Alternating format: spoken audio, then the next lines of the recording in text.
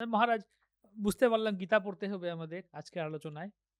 কিন্তু গীতা না অনেক ফিলোসফিক্যাল অনেক তত্ত্ব দর্শন কথা এত বুঝতে পারি না।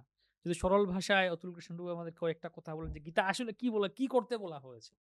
কথা তো অনেক কিছু বলা আছে কিন্তু আমাকে করতে হবে কি? আজকে মহারাজের শ্রীমুখ থেকে সনাতন গোপাল বাবুর শ্রীমুখ থেকে অনেক কিছু শুনেছি, আমরা খুব আনন্দিত হয়েছে মন আমি শুনি। আসলে গীতা খুব স্পষ্টভাবে জানাচ্ছেন আমাদের মানব জন্মের অন্তিম উদ্দেশ্য। তাই মৃত্যুকালে অন্তকালে জমামে স্মরণ মুক্ত কালে কৃষ্ণ খুব স্পষ্ট পাচ্ছে সেই জ্ঞান আমি বড় বড় বিশ্ববিদ্যালয়ে ছিলাম তবু কখনো শুনিনি। 20 বছর বয়স, 20 বছর বয়সে কখনো শুনিনি আসল মানব জন্মের অন্তিম আসল উদ্দেশ্য কি, যে শেষ কাল, সে মৃত্যুর সময়, সে অন্তকাল, তখন কি ভাব হয়, তারপরে সেই ওরকম ভাব আমরা প্রাপ্ত হবে পরে।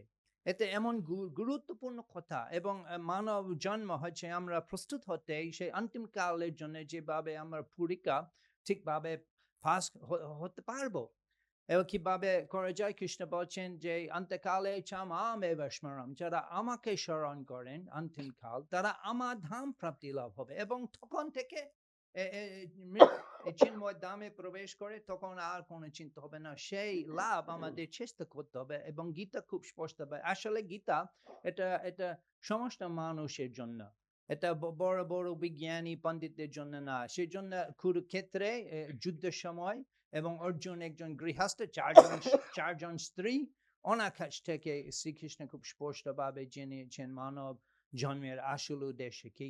কৃষ্ণ ভাবনামৃত হয়, এবং প্রভুপাদ মহাপ্রভুর বাণী খুব স্পষ্টভাবে জানাচ্ছেন প্রত্যেক তাৎপর্য গীতায়, যে হরিনাম করার মাধ্যমে আমরা শ্রীকৃষ্ণ কমল চরণে স্মরণ করতে পারবো, এবং অন্তিম কালেও তখনও হরিনাম করব, এবং সেভাবে আমরা মানব জন্মে আসল উদ্দেশ্য লাভ করতে পারবো খুব সহজভাবে কৃষ্ণের কৃপায় এবং গুরু কৃপায়, মহাপ্রভু কৃপায়।